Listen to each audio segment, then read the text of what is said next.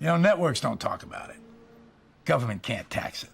But sports betting is a $200 billion a year business.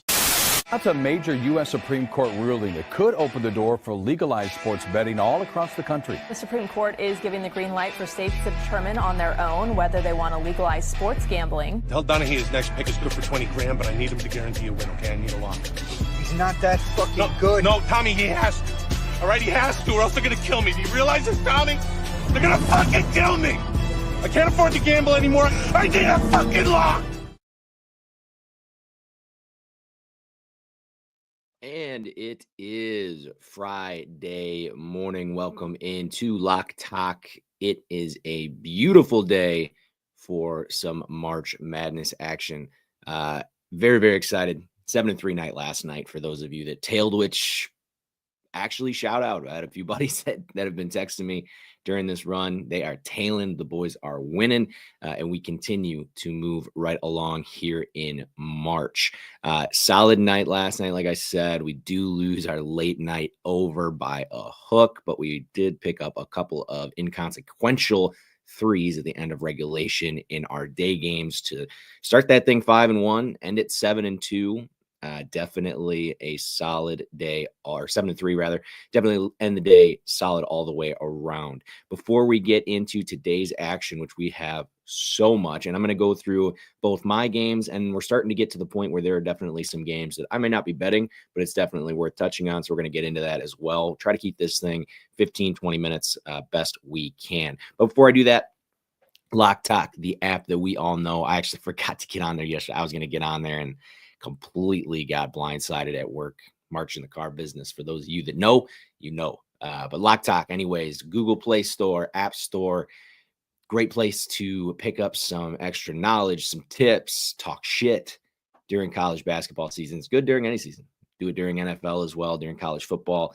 Do it throughout the summer. Do it for baseball. I don't know. I've never done it for baseball. But anyways, Lock Talk, terrific. LOCCTOCC, not to be confused with the name of this stream. All right, so before I get into my own action, I want to touch on some games just in general as we're going to run through today. So first one is Texas and Tennessee. That's going to be a 2:30 tip at Bridgestone Arena in Nashville. Right now, Tennessee is laying 9.5. The total in that one is, where are we at there? I lost my consensus. There we go. Consensus is 135.5. I actually thought about betting the under in this one. Did not quite get there as far as what I like to see in my unders, but definitely still a game that's going to be interesting. I'm surprised that the line has moved out to 9, but obviously Tennessee has a lot of respect when it comes to bettors. In my opinion, in this game, I just want Texas to lose. I don't want there to be any sort of thought that this team deserves to be in the tournament. But yeah, it's just not something that I am super excited about, possibly, or not somebody who I'm excited about seeing this season in March as we move forward. So really hope Tennessee takes care of business in that one. Marquette, I was going to bet Marquette and St. John's. We got so lucky yesterday with, again, an inconsequential 3 for Xavier to cover that line 2.5 against Marquette. St. John's, now we bet this game on senior day in Milwaukee. And let's be honest, sometimes you got to be honest with yourself. We got lucky in that game. We got lucky. St. John's pulled one out in overtime for us. And I don't think we're going to get that lucky again. Right now, St. John's 5-point favorites. That's teetering. It's -115. So you could see 4.5 in some books. Over under on this one, we're looking at 141 flat as it sits for the consensus. So interesting game there. I would expect some more points, but again, just couldn't quite get there. Next one. Now, I talked about riding this team through March. However, Illinois gets a taste of the Terp 5. These guys are awesome. I love the Terps. These guys have played great basketball. Illinois obviously has played great basketball of late. Maryland has just played it more consistently. Maryland are short favorites right now. Total is 159.5. Actually thought about betting the over in this one, but again, didn't quite get there.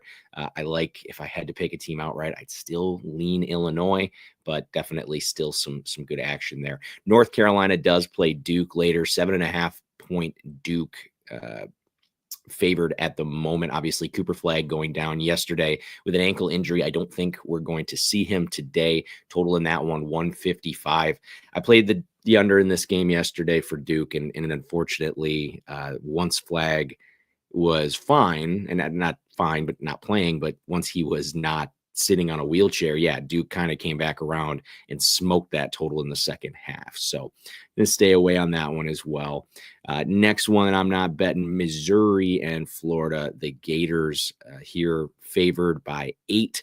Total in this one, 161.5. I really didn't have an opinion in this one. Florida's been a really hard team for me to gauge all season long, so I passed.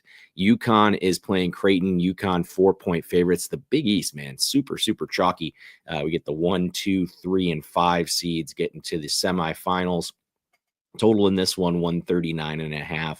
Really couldn't find anything I liked. If UConn was not favored, I could see that, but not surprised to see the Huskies favored in this spot. Boise State and New Mexico. Thought about taking the Broncos in this matchup. They are short dogs. I did not. Total is 148.5. Should be a really, really good game out there in Vegas. That is an 8:30 tip. Also a late one, Kentucky, who played till after 1 o'clock last night in an absolutely insane Kentucky finish. Grant McHugh has got a really good recap. If you follow him, also known as Dr. Locks on X, but he's got a really good breakdown of how that game ended. If you did not get to see the end of the Kentucky game, I would highly recommend it. Bama comes in, should be an interesting spot for them. They are laying 6. Total in this one, 180. Tallest order of the day. Should be super, super fun. Again, it probably won't tip till almost 9 o'clock just because of the way these games get played. But regardless, should be pretty interesting. Next one, Arizona Wildcats, Texas Tech Red Raiders. Couldn't find an angle in this one. Arizona down season. They are +2 in this matchup. Total is 153.5. Really couldn't figure out a side I wanted to be on. So just did not really see the value in forcing one. So, okay. Now that we've gotten through a little bit of the fluff, let's talk about the games that we're betting. We're already 7.5 minutes into this, so we got to cook. Michigan State laying 5.5 against Oregon. Sparty, talk about cook. They've got something cooking, and it's been going on for the last month. They won and covered in 7 straight to secure the 1 seed in the Big Ten. Also bested Oregon by 12 in early February in a game that saw them outscore the Ducks 50-24 in the second half. The Spartans, they slashed 50, 44, 89 in that game, which is outrageous. Freshman Jace Richardson had his best game of the season, had a super efficient 29 points on 13 shots. What stood out to me is their work on the boards. They out-rebounded Oregon 38-23, generated 9 extra scoring chances. And to provide context to that number, Houston leads the nation at 8.3. Michigan State just averages over 2. So the Ducks, they did take care of business against IU yesterday. The Hoosiers, they grabbed a baker's dozen of offensive rebounds, 13 offensive rebounds. I do think that is where we're going to see our discrepancy in this game.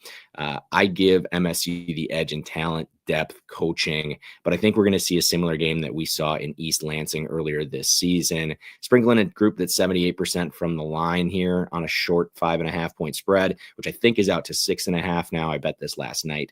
Definitely follow me on Action if you want to get the bets right away. But I like Sparty laying 5.5. I'd lay 6.5. I'd probably lay it out to just under 8. Auburn laying 11.5 against Ole Miss. The Rebs got some nice national shine yesterday. Marshall Henderson in the house going crazy, which is exactly what you'd expect to do out of him. I totally missed that guy, even though he fucked my Badgers when he was at Ole Miss.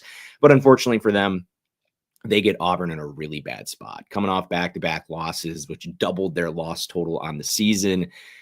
With an early tournament loss and a St. John's Big East title, I'd probably be leading the parade to drop these guys to a 2 seed, but I just don't see that happening. In the 2 matchups this season, 92-82 finish at Ole Miss, 106-76 a couple weeks back when the Tigers hosted. This is a spot play for me as much as anything. I can't wrap my head around Auburn not coming out hot and motivated in this one. I'm going 11.5 for the Tigers.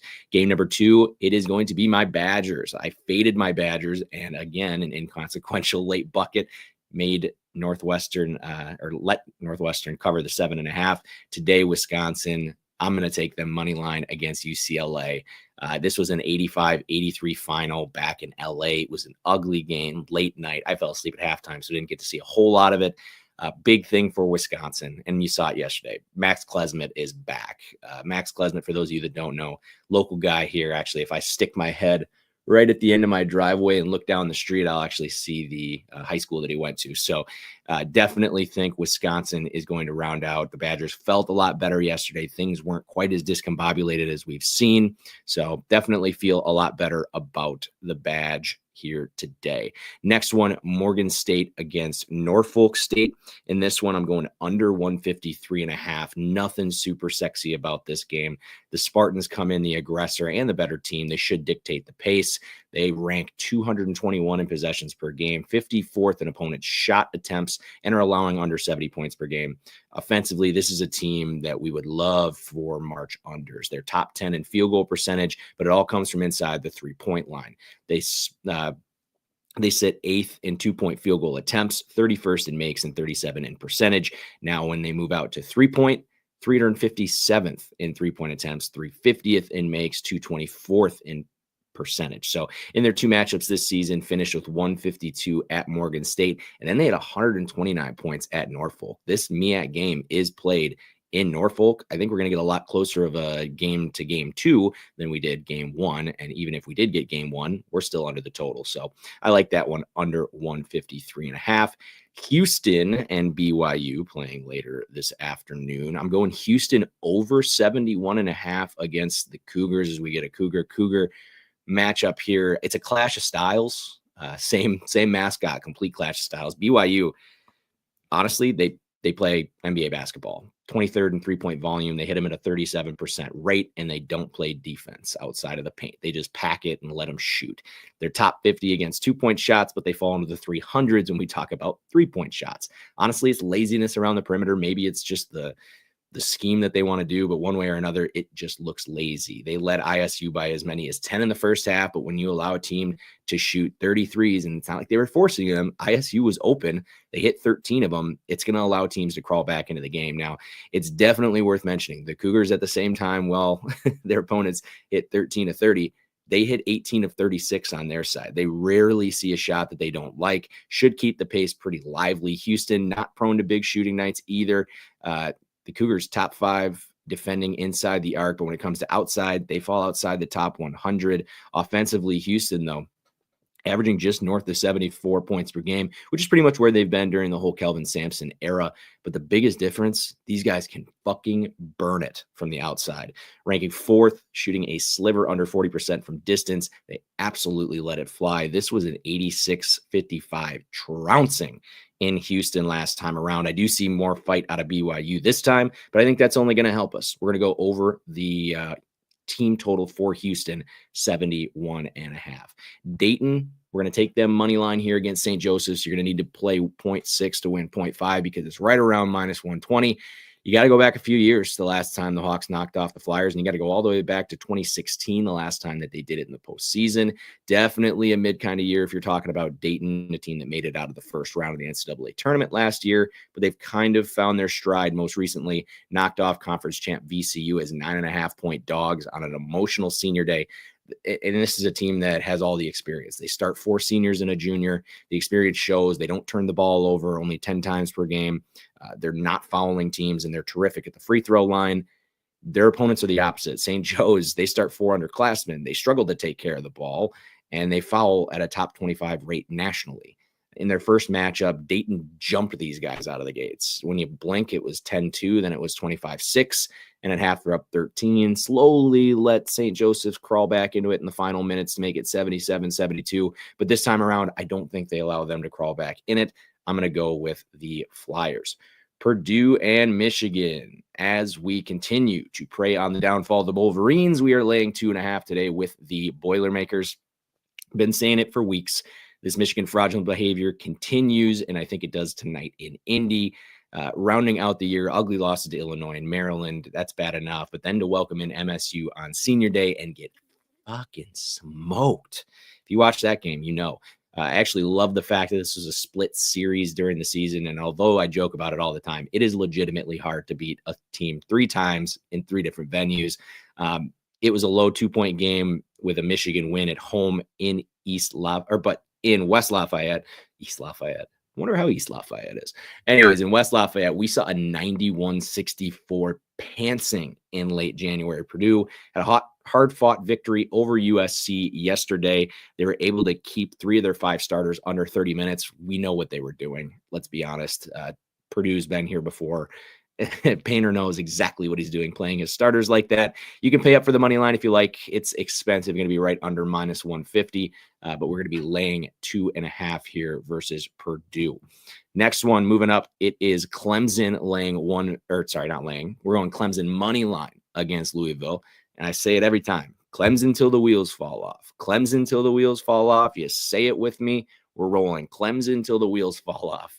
This is a fluky game earlier in the year when they played at Louisville. It was a game that Javon Hadley scored a season high 32 points. This is a guy that normally scores 14. We also saw a game where the Cardinals saw maybe one of the best home whistles that we've seen this season. They attempted 4 times as many free throws as the Tigers did and won the game despite being out-rebounded and outshot. So this time, I don't see any gimmicks.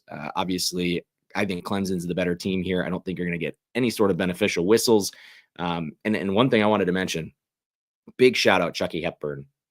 I've talked a lot of shit about the Badgers that all transferred out. He is the only one that's found greener grass down there at Louisville. So shout out Chucky. But today, I think their run ends. I got Clemson outright.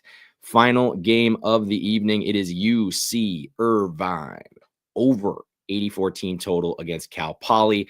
Good nightcap here for a Big West semifinal. The Anteaters, they've been on our radar all March long. They've now won 5 straight. However, I'm going to shift a little bit. We're going to go to the team total as Cal Poly has also won 5 games, and that's just in March. They cruised through UC Davis and Riverside in the conference tournament as a 7 seed, which is pretty admirable.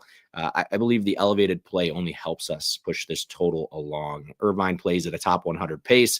And although they average north of 75 points per game, you could say their defense is just as responsible as their offense.